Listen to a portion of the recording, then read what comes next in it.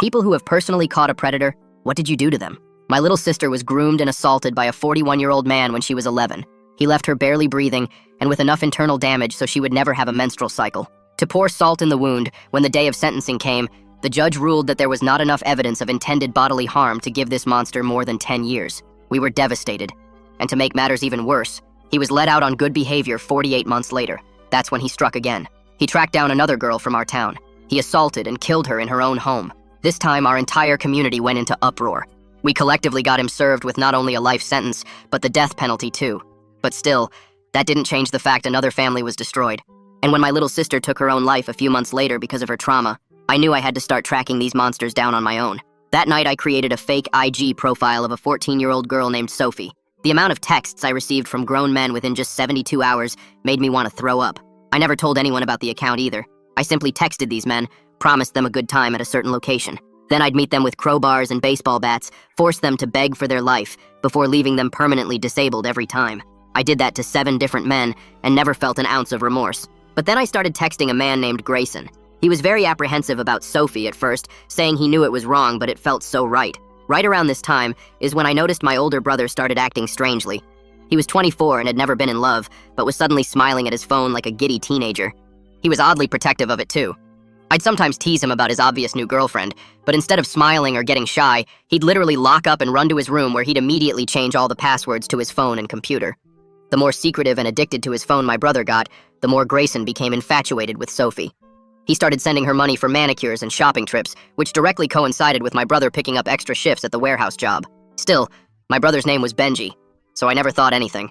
I continued leading Grayson on, spending 12 weeks wrapping him around my finger until he would have swam to Antarctica if Sophie told him to. I finally made my move when I asked him to meet me at the park at 1 a.m. He said yes immediately. I started getting dressed in all my black outfit around midnight when I heard my brother's door creak open. I listened to him go downstairs and exit as quietly as possible. I still thought he was going to another overnight shift. I gathered all my things, including my backpack and crowbar, and made my way to the park. I got there 15 minutes early and waited in the bushes. Sure enough, at exactly 1 a.m., I saw Grayson by the fence waiting for Sophie. That's when I made my move. The same thing I'd done 7 times. I snuck around the edges of the park so he wouldn't see me, and slowly started creeping up behind him. By the time I got to him, my crowbar was in my hand. I had no intention of anything less than breaking his legs. I tapped his shoulder softly. "Sophie," he said, turning around. That's when I saw his face, and my body froze. It was Benji, my brother. He went pale when he saw a man in a black mask staring at him. He couldn't tell who I was. All he knew was that this was a setup. He started running away like they always do. But this time I was too shocked to immediately chase him. I couldn't even process anything. I felt my body just take off after him. I eventually tackled him to the ground, where we ended up wrestling, and he stopped fighting after I pressed the crowbar against his neck. It was obvious he still didn't know who I was. I remember looking at him crying for mercy. That's when I just broke down sobbing. "How could you?" I yelled louder than I've ever yelled. He recognized my voice instantly. Jacob? He stammered out through tears. I ripped my mask off, and we stared at each other for what felt like forever. His hands started shaking, and he was hyperventilating. I remember hitting myself, convinced this was just a bad dream. But the more blood that poured out of me, the more I was forced to face the truth. My brother was one of them.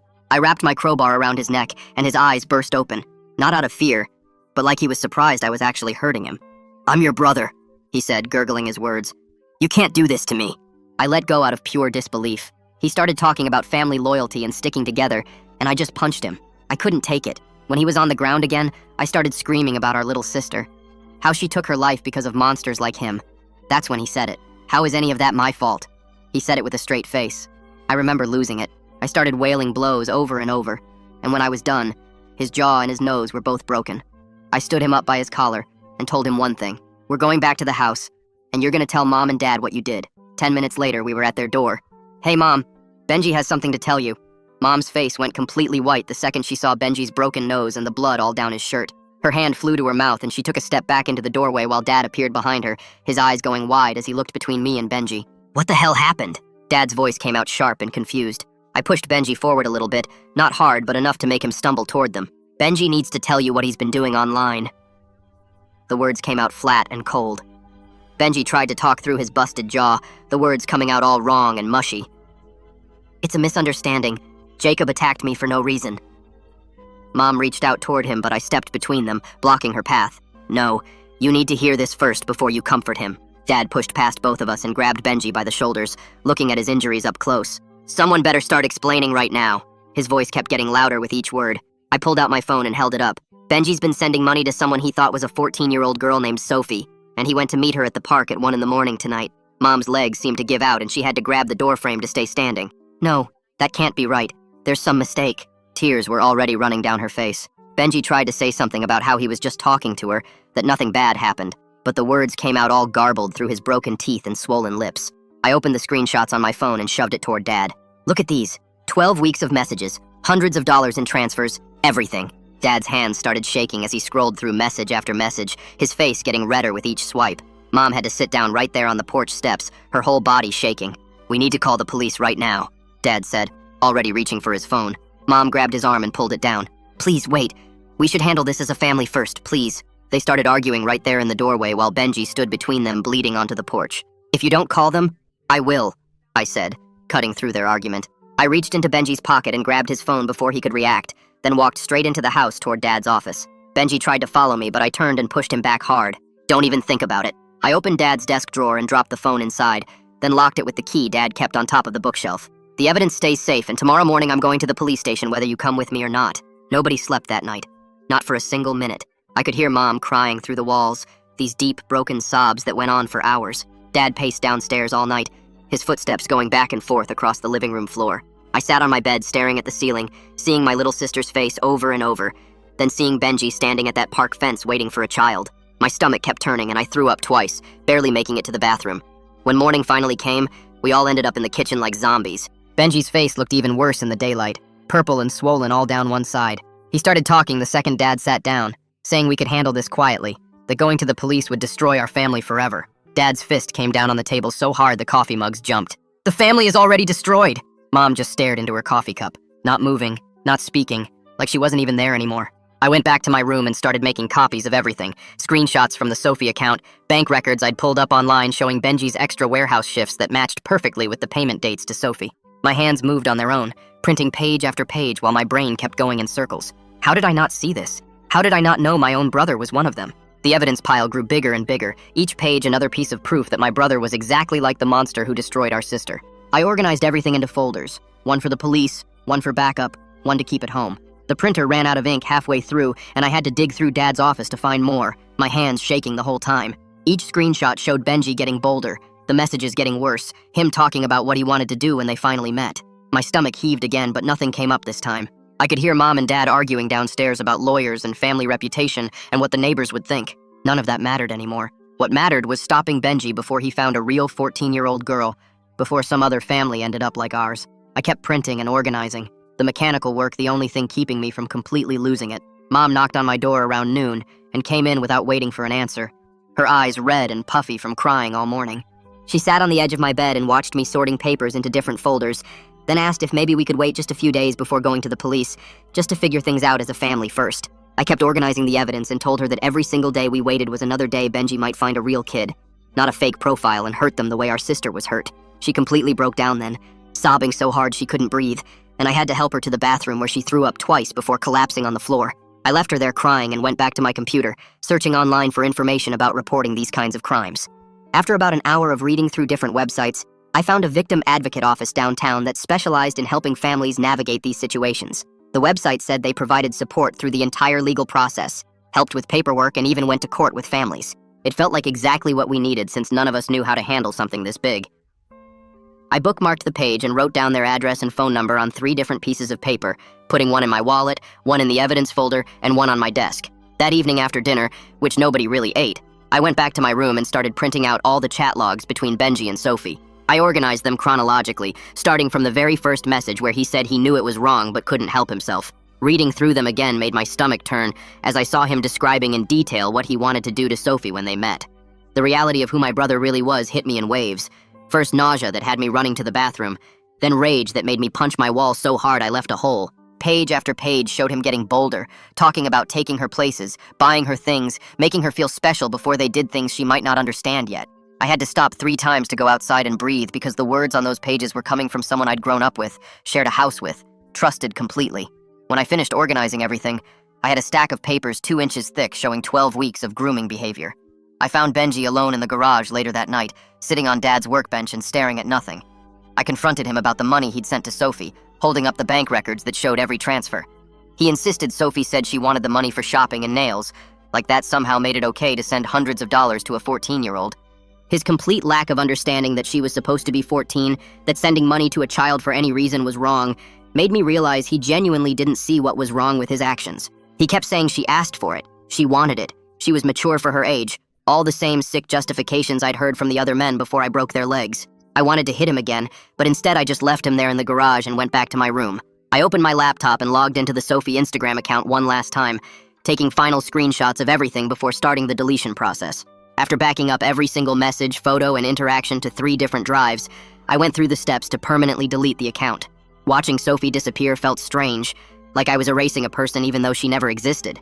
The fake profile that started as revenge for my sister had exposed the monster living in our own house, sleeping down the hall from me. Part of me felt guilty about the deception, about pretending to be a kid to catch these men. But that guilt was nothing compared to knowing what Benji would have done if Sophie had been real.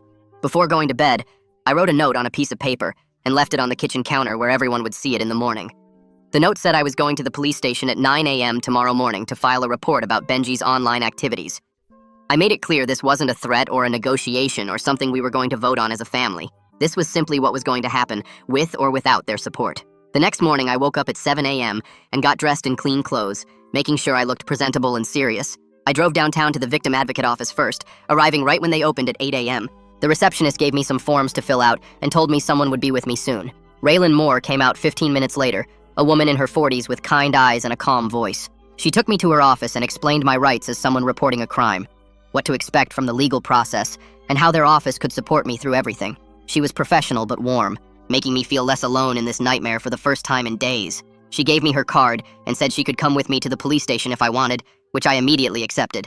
We walked the 3 blocks to the police station together, and she helped me navigate the front desk, asking specifically for someone who handled online predator cases. Detective Joel Vickers came out 20 minutes later, a tall man with gray hair who looked like he'd seen too much. He took us to an interview room and I handed over all the evidence I'd organized, the folders thick with screenshots and bank records. He reviewed the pages slowly, focusing on the screenshots where Benji acknowledged Sophie's age multiple times, saying things like 14 was the perfect age and that she was so mature for 14. Detective Vickers nodded grimly as he took notes, occasionally asking me to clarify dates or explain certain messages. After going through everything, Detective Vickers looked up and said there was clear, probable cause for multiple charges based on the evidence. The money transfers to someone Benji believed was a minor were especially damaging, along with his attempts to meet her in person. He explained they'd need to get a warrant for all of Benji's devices to look for additional evidence or other potential victims, which made my blood run cold thinking there might be real kids out there he'd contacted. I used the station phone to call Dad and tell him I'd made the official report. I could hear Mom sobbing in the background, these broken sounds that cut through the phone line. Dad said they would support whatever needed to happen, even though his voice sounded hollow and defeated, like someone had sucked all the life out of him. 3 days passed where I barely left my room except to eat and use the bathroom. My phone buzzed while I was staring at the ceiling and Detective Vickers' name popped up on the screen. I answered and he told me the warrant for Benji's electronics got approved by the judge that morning. He said once they served it, everything would get real fast and asked if I was ready for that. I told him yes, even though my hands were shaking. He said they'd go to our house that afternoon while Benji was at work. I hung up and went downstairs where Mom was sitting at the kitchen table looking at old photo albums. She'd been doing that a lot lately, staring at pictures from when we were kids. I told her the police were coming to search Benji's room, and she just nodded without looking up. Around 2 o'clock, 3 police cars pulled up outside, and Detective Vickers knocked on the door with 4 other officers behind him. Dad let them in and showed them to Benji's room while Mom watched from the hallway. She looked like she'd aged 10 years in just 1 week. The officers put on gloves and started bagging Benji's laptop, his tablet, 2 old phones from his desk drawer, and a bunch of USB drives and external hard drives. They took pictures of everything first and made Dad sign papers saying what they took. One officer found another laptop under Benji's bed that even Dad didn't know about. They loaded everything into evidence bags and boxes, carrying them out to their cars while our neighbors watched from their windows. Mrs. E. Henderson from next door was standing on her porch pretending to water plants that were already soaked. The whole search took about an hour, and when they left, Mom went to her room and didn't come out for the rest of the day. 4 days went by before Detective Vickers called again. I was eating cereal when my phone rang and his voice sounded grim. He said their tech people found a lot on Benji's devices. There were more explicit messages, more payment records going back months, and worst of all, evidence he was talking to other profiles that might be real kids. My cereal turned to paste in my mouth, and I had to spit it out in the sink. He said they found at least 3 other Instagram accounts Benji was messaging, all claiming to be young girls between 12 and 15. The payments totaled over $8,000 across different apps like Venmo, Cash App, and PayPal. I threw my bowl in the sink so hard it cracked. The next morning, Benji showed up at the house with a woman in a gray suit who introduced herself as Cara Espinoza, his lawyer. She sat in our living room and told my parents I'd entrapped Benji, and that would get the whole case thrown out. Detective Vickers had warned me she might try this, so I called him right there in front of her. He was at the house 20 minutes later and explained that entrapment only applies when law enforcement does it, not private citizens. He said what I did might be ethically questionable, but it didn't invalidate the evidence of Benji's crimes. Espinoza's face got tight, and she whispered something to Benji before they left. That same afternoon, Raylan Moore called and asked me to come to her office. I drove there and she sat me down with a serious look on her face. She told me I needed to stop all vigilante activities immediately if I hadn't already. She said if I kept going after predators on my own, it could complicate Benji's case and maybe even get me arrested. She said the defense could use it to paint me as unstable or violent, which would hurt the prosecution. I promised her I was done with all that, and I meant it. I felt too tired and empty to even think about hunting anyone else. A week later, Detective Vickers called with more news. The forensic analyst had recovered deleted conversations from Benji's computer, stuff he thought was gone forever. There were detailed plans to meet at least 2 other young profiles, including addresses and times. One conversation had Benji describing exactly what he wanted to do when they met, and I had to hang up because I was going to throw up. I ran to the bathroom and dry-heaved over the toilet while Dad knocked on the door asking if I was okay. The scope of what my brother had been doing was so much bigger than just Sophie. He'd been hunting kids for who knows how long. Mom couldn't take it anymore and packed a bag the next day. She said she was going to stay with her sister in the next town over because she couldn't be in the house where Benji lived. She hugged me before she left, but it felt hollow, like she was just going through the motions. Dad started picking up extra shifts at his job, leaving before sunrise and coming home after dark. The house felt empty with just me rattling around in it. I started sleeping on the couch because going upstairs meant walking past Benji's room. Raylan gave me a referral to see Marshall Knox, a therapist who specialized in family trauma and violence. His office was in a small building downtown, just a regular room with 2 chairs and a desk. Our first session, I sat there for 20 minutes without saying anything while he waited patiently. When I finally started talking, I could barely get the words out about what I'd done to those 7 men. I told him about the crowbars and baseball bats, about leaving them broken and bleeding. He didn't judge me or look shocked, just nodded and took notes. We spent 3 sessions before I could even mention finding out about Benji. During our 4th session, Marshall asked me what scared me most about this whole situation. I told him I was afraid I might be capable of becoming like the men I hunted. He helped me see that the violence I'd inflicted in the name of justice had left its own scars on my psyche. I told myself I was different because I was protecting kids, but I'd still chosen violence as my solution. We talked about how anger can consume you until you don't recognize yourself anymore. 2 weeks after the search, Detective Vickers called to say the prosecutor had reviewed everything and they were planning to arrest Benji next week. He warned me that once they arrested him, the media would probably pick up the story. He asked if I was ready for reporters and cameras and having our family business all over the news. I hadn't even thought about that part. The idea of everyone in town knowing made me want to disappear. Tuesday morning came faster than I expected, and Detective Vickers called at 7 a.m. to let me know they were heading to the warehouse. I sat in my car outside Benji's workplace, watching police cruisers pull into the parking lot around 8:30. 20 minutes later, they walked him out in handcuffs while his coworkers pressed against the windows watching everything unfold. Benji kept his head down, but I could see his hands shaking as they put him in the back of the patrol car. Detective Vickers texted me later saying Benji went quietly, but looked shocked it was actually happening, like he thought somehow this would all just go away. The arraignment happened 3 days later at the courthouse downtown, and I sat in the back row watching Prosecutor Hudson Silva read out the charges. Online solicitation of a minor, transfer of funds for illegal purposes, attempted child endangerment. Each charge made my stomach turn knowing these were things my own brother did. Benji stood there in an orange jumpsuit while his lawyer, Cara Espinoza, entered a not guilty plea on his behalf, even though we all knew the evidence was overwhelming. The judge set bail at $50,000 and issued a protective order requiring Benji to stay away from schools, parks, and anywhere children gather.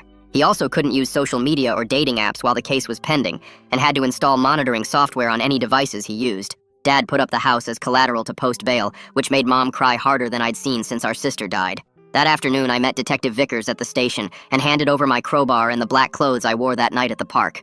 My hands were sweating as I passed them across the desk, terrified about my own legal exposure for attacking those 7 men. Detective Vickers put everything in evidence bags and told me they'd focus on Benji's case for now, but I should probably get a lawyer too. I found one through Raylan's office, an older guy who specialized in self-defense cases, and when Detective Vickers asked about the 7 men I'd disabled, my lawyer immediately told me not to provide any details yet. The conflict between wanting to confess everything and protecting myself was eating me alive every single day. I'd wake up at 3 a.m. thinking about those men I'd left broken and bleeding, wondering if any of them had reported me to police. My therapy sessions with Marshall became twice a week because I couldn't handle the guilt and anger mixing together in my head. We spent an entire session just working through that night at the park, unpacking the exact moment I realized Grayson was actually Benji. Marshall had me close my eyes and walk through every detail, from seeing the fence to tackling my brother to pressing the crowbar against his neck. The betrayal felt like losing my sister all over again, another family member destroyed by this evil that seemed to infect everything it touched. A week later, Mom's letter arrived at my apartment, her handwriting shaky as she begged me not to testify against Benji. She wrote that it would kill her to see one son send the other to prison, that our family had already lost too much. I didn't respond but kept the letter in a folder with all the other evidence, another piece showing the impossible position I was stuck in. Raylan spent hours teaching me about victim impact statements and how to set boundaries with family members who wanted me to stay quiet. She helped me understand that choosing justice over family pressure wasn't betrayal, but actually protecting future victims from what Benji might do. She showed me statistics about repeat offenders and how they escalate when they don't face consequences, which made me think about that monster who hurt my sister and then killed another girl. 2 weeks before the preliminary hearing, Hudson Silva called to tell me that Kara Espinoza had approached him about a plea deal. She was claiming Benji made a one-time mistake and deserved leniency since he hadn't actually touched anyone yet. Hudson shared the offer with me, and I spent the next 3 hours sending him more evidence about the pattern of behavior, the deleted conversations the forensic analyst found, everything showing this wasn't some isolated incident. Hudson thanked me for the information and asked me to preserve all records but avoid posting anything online about the case. The urge to expose Benji publicly was so strong I had to delete all my social media apps just to stop myself from ruining the prosecution. Every time I saw a post about protecting kids or internet safety, I wanted to comment about what my own brother had done. But I followed Hudson's rules because I couldn't risk messing up the case. The preliminary hearing got scheduled for next month, and Hudson warned me I'd probably have to testify about finding the messages and confronting Benji at the park. The thought of sitting in that witness chair describing everything while Benji watched made me physically sick, but I knew I had to do it for my sister and for Sophie and for every other kid these monsters target. The forensic analyst sent Hudson Silva the full report 3 days later, and it destroyed every single excuse Benji had been making. The metadata showed clear timestamps from when Sophie first told him she was 14 years old on day 1 of their conversations. Every message after that point proved he knew exactly what he was doing, including the ones where he told her age didn't matter because their connection was special. Hudson called me to go over the findings and showed me screenshots where Benji actually coached Sophie on what to say if anyone asked about their relationship. The evidence was so damning that even Kara Espinoza stopped trying to claim it was entrapment and started pushing for a mental health defense instead. I was sitting in my apartment looking at the report when my phone buzzed with a message from an unknown number. The text said I was a snitch who betrayed family and that snitches get what's coming to them in this town. My hands shook as I took a screenshot and immediately forwarded it to Detective Vickers, who called me back within 5 minutes. He said the threat could be from someone in Benji's online community since they'd been monitoring several forums where guys share tips about meeting young girls. Detective Vickers came to my apartment that afternoon with paperwork for a protective order and said they'd already traced the number to a burner phone bought with cash. He helped me fill out all the forms while explaining they'd increase patrols near my building and my parents' house just to be safe. The whole process took 2 hours, and I noticed how calm I felt compared to the rage that would have consumed me just weeks ago. 3 days later, I had my regular session with Marshall where we worked through the guilt I felt about my sister. He had me write down all the things I wished I could have done differently to protect her from that first monster. We talked about how my vigilante actions came from a place of pain, but had created their own kind of damage. Marshall helped me see that beating up those 7 men didn't bring my sister back, and might have actually put other kids at risk if those guys wanted revenge. I was learning to separate the need for accountability from the destructive need for personal vengeance that had been eating me alive. My phone rang that evening, and Dad's name appeared on the screen. He said Mom wanted to have a family meeting with Benji present to work through everything as a family. Then he dropped the real bomb that Benji wanted an apology from me for breaking his nose and jaw that night at the park. I told Dad absolutely not, that I wouldn't sit there and make Benji feel better about being a predator. Dad tried to explain that Mom thought healing could only happen if we all took responsibility for our parts, but I cut him off. I said Benji had shown zero real remorse and only cared about his own pain, not what he'd done to our family or tried to do to a child. The pretrial hearing happened 2 weeks later at the courthouse downtown. I sat in the gallery watching Benji walk in wearing a suit and tie like he was some respectable businessman instead of a predator. The judge reviewed all the evidence Hudson presented, including the forensic report, the money transfers, and the messages planning to meet Sophie. Benji kept his head down the whole time while Kara Espinoza argued for reduced charges based on the fact that no actual child was harmed.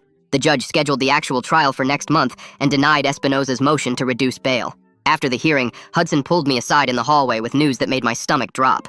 They'd found evidence on Benji's devices suggesting he'd been talking to at least one real 14-year-old girl in another state. The messages were similar to what he'd sent Sophie, but this girl had stopped responding after he asked for photos. Hudson said they were working with police in that state to track down the girl and make sure she was okay. The case was getting bigger than just my fake profile, and the thought that Benji might have hurt a real kid made me want to throw up. That night, I tried to start writing my impact statement about how Benji's actions connected to our sister's death. I got 3 sentences in before I broke down completely, unable to put into words how his betrayal felt like losing her all over again. Marshall met with me the next day and suggested we write it in pieces over several sessions instead of trying to do it all at once. We started with just describing who my sister was before the assault, then slowly worked toward the harder parts about her trauma and death.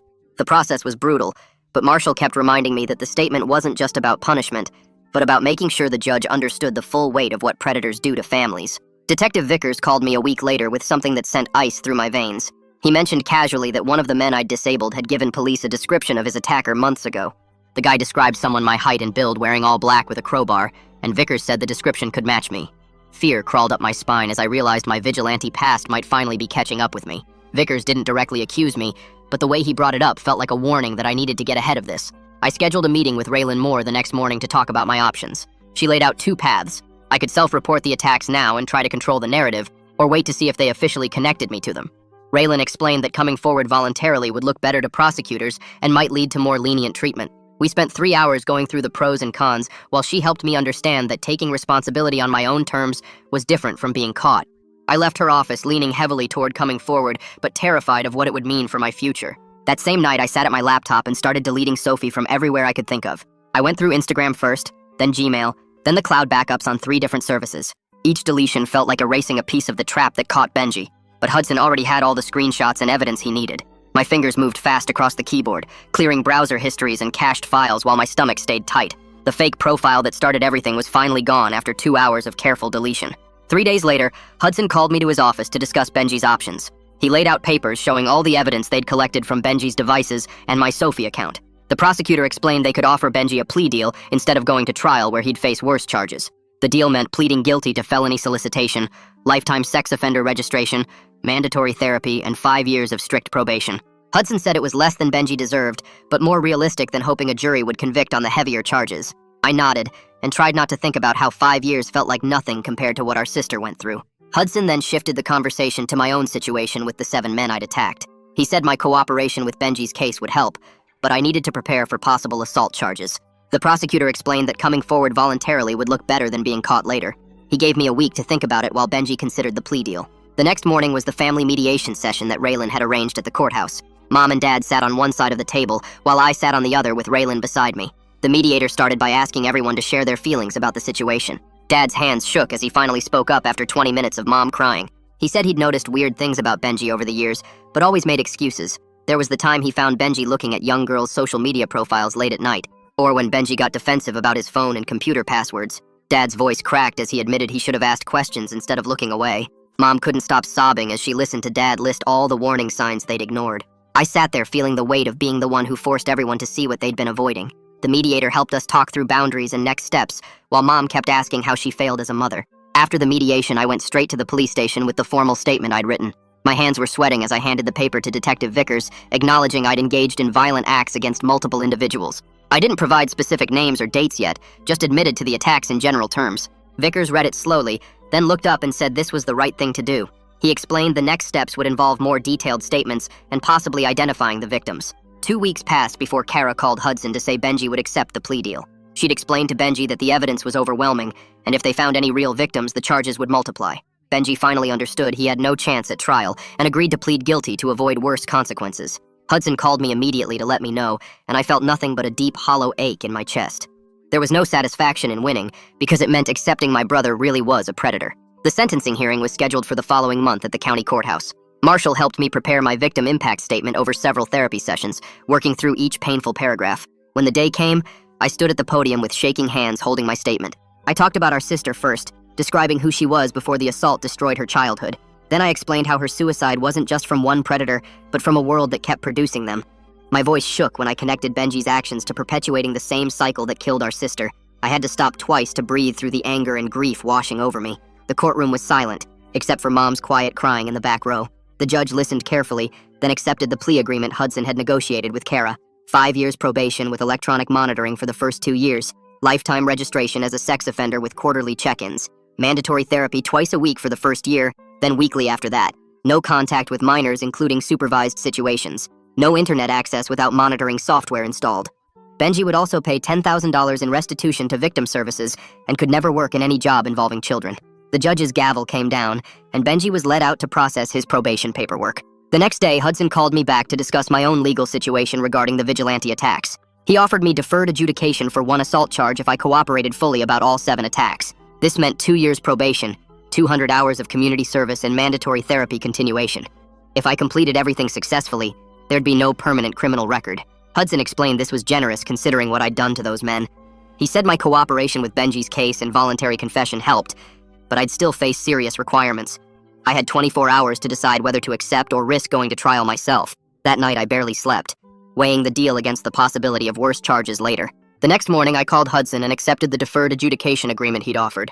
2 years probation with monthly check-ins, 200 hours of community service at approved organizations, continued therapy with Marshall twice a month minimum, no contact with any of the 7 victims, though their names stayed sealed in the agreement, random drug tests and home visits from my probation officer. I signed the papers that afternoon, feeling both relieved and humbled by how fair the deal was considering everything.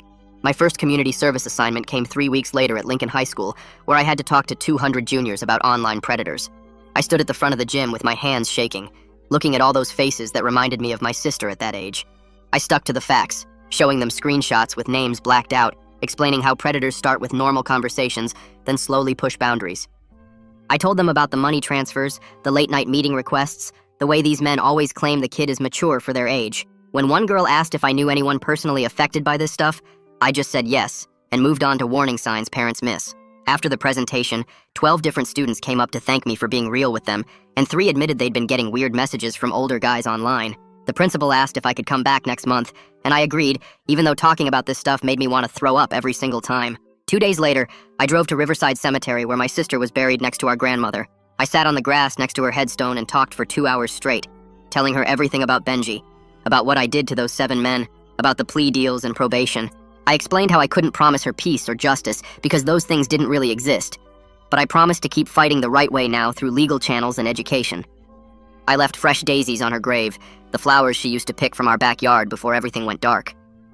Mom called that night to tell me she and Dad had started couples therapy with someone who specialized in families dealing with sexual abuse trauma. She said they decided Benji wasn't welcome at any family gatherings while on probation, not even holidays or birthdays. Dad got on the phone and his voice cracked when he said they should have protected us better, should have seen the signs with Benji. I told him nobody could have known, but we both knew that wasn't completely true. That weekend, I spent 14 hours going through my computer and phone, deleting every file and draft related to my vigilante activities, except what law enforcement specifically required me to keep. I found notebooks full of plans, screenshots of conversations with those 7 men, detailed maps of meeting locations. Shredding those pages felt like ripping off a piece of my identity, but Marshall had been clear that holding on to that stuff would keep me stuck in that mindset.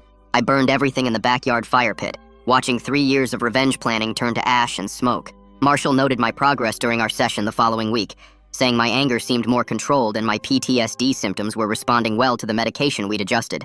He said the rage that used to consume every thought had transformed into something more focused, more productive. We worked through breathing exercises and grounding techniques for when the anger tried to take over. After 6 months of twice-weekly sessions, he reduced our meetings to once a week, saying I was making real progress. The Victim Advocacy Training Program application sat on my desk for 3 weeks before I finally filled it out. Raylan Moore wrote me a recommendation letter that made me cry, saying she'd watched me grow from someone consumed by vengeance to someone committed to helping others navigate trauma legally and safely.